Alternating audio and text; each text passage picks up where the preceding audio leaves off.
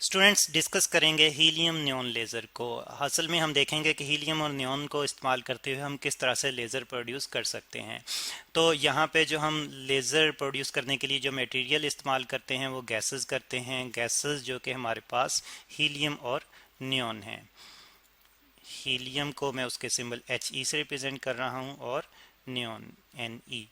ठीक है, दोनों का मिक्सचर हम यूज़ करते हैं। और अगर हम क्वांटिटी की बात करें तो हीलियम को हम टोटल मिक्सचर का जो है वो 80 से 85% लेते हैं, 85%। और अगर हम नियॉन की क्वांटिटी की बात करें तो नियॉन की क्वांटिटी टोटल मिक्सचर का हम 20 से 15% तक लेते हैं। ठीक है, तो यहाँ पे जो असल में लेज़र प्रोड्यूस होगी वो नियॉन की वजह से होगी, यानी कि जो लेजिंग मीडियम है वो नियॉन है। लेजिंग मीडियम मीडियम तो यहाँ पे फिर हीलियम का क्या काम है? तो स्टूडेंट्स हीलियम जो है वो यहाँ पे एक्साइट पंपिंग मीडियम के तौर पर इस्तेमाल होता है, यानी कि एक्साइट करवाता है नियॉन एटम्स को। तो इसलिए इसको हम पंपिंग मीडियम कहते हैं, पंपिंग मीडियम। यानी कि नियॉन को उनके ग्राउंड स्टेट से पंप करके एक्साइटेड स्टेट में पहुंचाता है, जो उनकी मेटास्टेबल स्टेट होती है। Excites neon.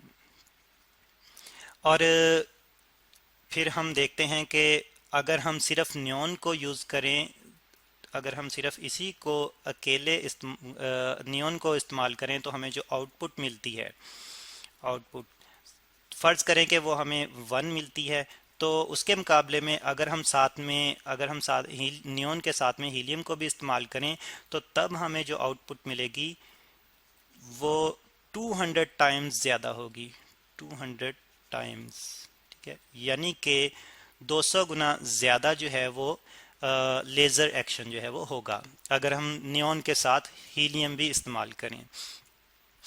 तो फिर हम हीलियम को ही इस्तेमाल क्यों करते हैं, एक बात ये भी है। तो असल में ये है कि हीलियम एटम को अगर हम देखें तो ये एक्साइटेड स्टेट में जब जाता है, यानी कि जब इसकी एक्साइटेड स्टेट होती है, एक्साइटेड स्टेट, उसको हम रिप्रेजेंट करेंगे E3 से, हीलियम की एक्साइटेड स्टेट को। ये असल में इस एक्साइटेड स्टेट की जो एनर्जी है वो जो कि 20.61 इलेक्ट्रॉन वोल्ट है। ठीक है, ये तकरीबन क्लोज होती है नियॉन की मेटास्टेबल स्टेट की एनर्जी से। यहाँ पे उस मेटास्टेबल स्टेट को मैं MS से रिप्रेजेंट करूँगा ऑफ नियॉन। और नियॉन की इस मेटास्टेबल स्टेट की एनर्जी जो है वो होती है 20.66 इलेक्ट्रॉन वोल्ट। तो आप देख रहे हैं कि बहुत ही थोड़ा सा डिफरेंस है हीलियम की एक्साइटेड स्टेट E3 में और नियॉन की मेटास्टेबल स्टेट में। अच्छा, अब हम इसके अलावा एक चीज़ ये भी है कि हीलियम एटम की ये जो एक्साइटेड स्टेट E3 है, इसमें से इलेक्ट्रॉन जो हैं फ़ौरन से डीक्साइट नहीं हो जाते। ठीक है, तो बल्कि कुछ हम यहाँ पे लिख लेते हैं कि इलेक्ट्रॉन्स को लिखते हैं कि इलेक्ट्रॉन, बल्कि एटम की हम बात कर लेते हैं। एटम्स जो हैं वो लॉन्ग टाइम तक स्टे करते हैं, atoms stay for longer time, ज़्यादा टाइम के लिए स्टे कर जाते हैं। उससे क्या होता है, उससे ये होता है कि फिर हीलियम के एटम्स को जब वो एक्साइटेड स्टेट में होते हैं तो टाइम मिल जाता है नियॉन के एटम्स को एनर्जी शिफ्ट करने के लिए। और अगर वो फ़ौरन से डीक्साइट हो जाएं तो वो नियॉन के एटम्स को एनर्जी शिफ्ट नहीं कर पाएंगे। तो इसलिए भी हम हीलियम को इस्तेमाल करते हैं कि उसकी एक्साइटेड स्टेट E3 में जो एटम्स एक्साइट होके आते हैं वो फ़ौरन से डी एक्साइट नहीं होते, बल्कि ज़्यादा टाइम के लिए स्टे कर जाते हैं। इस तरह से टाइम मिल जाता है हीलियम के एटम्स को नियॉन के एटम्स से के लिए एनर्जी ट्रांसमिट करने का। अब डायग्राम की मदद से हम समझने की कोशिश करेंगे कि सारा लेज़र एक्शन किस तरह से हो रहा है। यहाँ पे मैंने जो अलग से एनर्जी लेवल्स रिप्रेजेंट किए हैं ये हीलियम के लिए हैं, और यहाँ पे जो है ये नियॉन के लिए है, नियॉन के लिए। तो अब सबसे पहले तो हम ये करते हैं कि एक सोर्स की मदद से हीलियम एटम्स को एक्साइट करवाते हैं उनकी ग्राउंड स्टेट से उनकी स्टेट E3 तक। उसके लिए हम उनको एनर्जी देते हैं 20.6 इलेक्ट्रॉन वोल्ट की।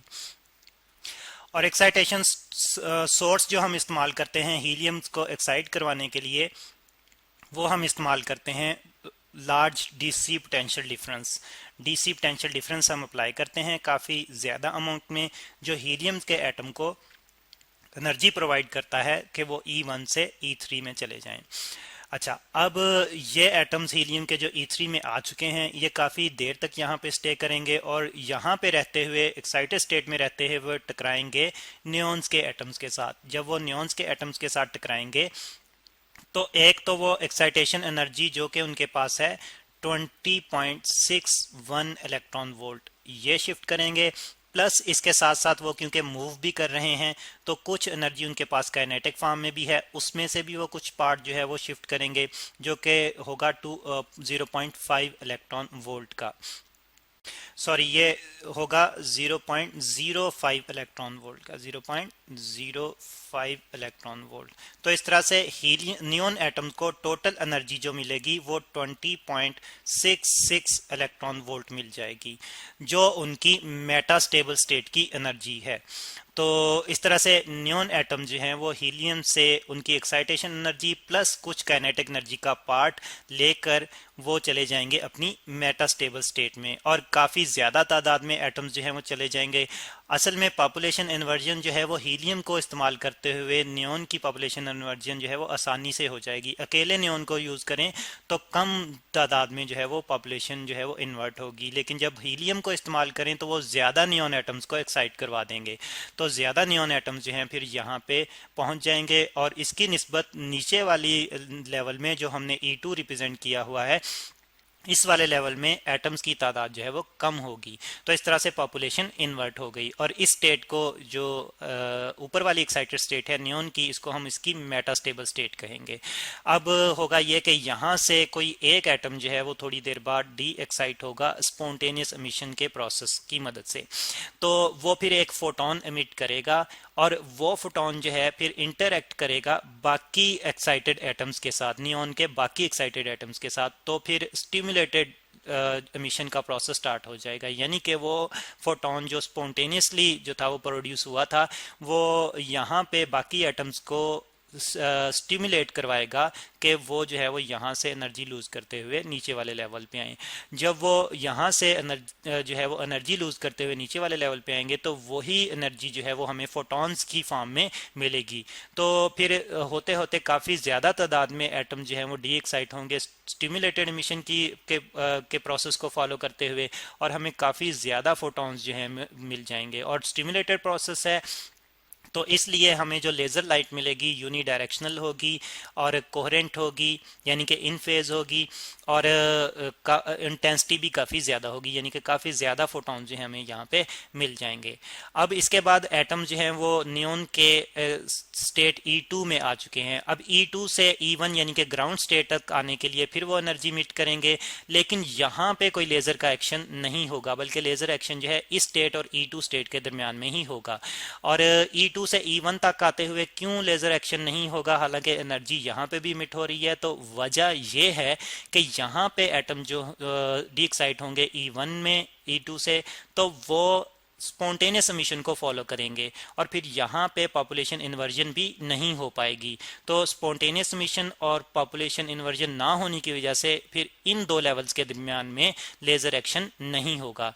और यहाँ पे जो हमें एनर्जी मिलेगी उसमें काफ़ी ज़्यादा वेवलेंथ्स होंगी, जिनमें एक वेवलेंथ जो है टिपिकली जो और मोस्टली जो हमें वेवलेंथ मिलती है वो है हमारे पास, उसको λ1 से मैं रिप्रेजेंट कर रहा हूँ, 632.8 नैनोमीटर की होगी, और इसका कलर जो है वो रेड होगा।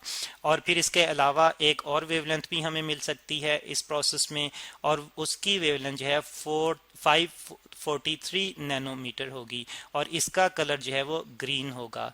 इसके अलावा दो जो हैं वो हमें इंफ्रारेड में भी मिलेंगी, λ3 और λ4, और उनकी वैल्यू होगी 1.15 माइक्रोमीटर और इसके साथ साथ 3.39 माइक्रोमीटर और ये होंगी इंफ्रारेड, जिसको मैं शॉर्टली IR से रिप्रेजेंट कर रहा हूँ इंफ्रारेड रेंज में। अब इनमें से कौन सी वेवलेंथ हम सिलेक्ट करेंगे जो कि असल में हमें लेज़र के तौर पर मिले, तो उसके लिए हम मुख्तलिफ टेक्निक्स इस्तेमाल करते हैं, जिनकी मदद से फिर हम कोई एक इनमें से सिलेक्ट करते हैं जो कि आउटपुट लेज़र के तौर पर हमें मिलती है। तो ये है स्टूडेंट्स हीलियम नियॉन लेज़र।